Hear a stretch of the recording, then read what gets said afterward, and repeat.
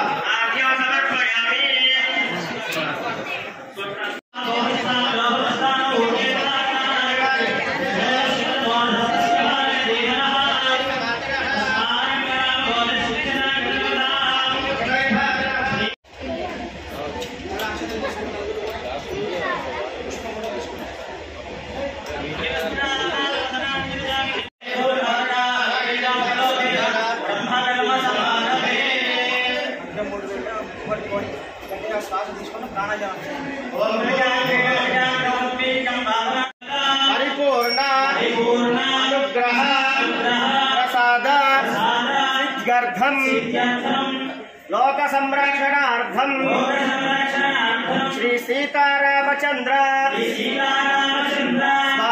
స్వామి దేవత కళ్యాణ మహోత్సవాఖ్యం దివ్య కళ్యాణ మహోత్సవ ఆఖ్యం కర్మ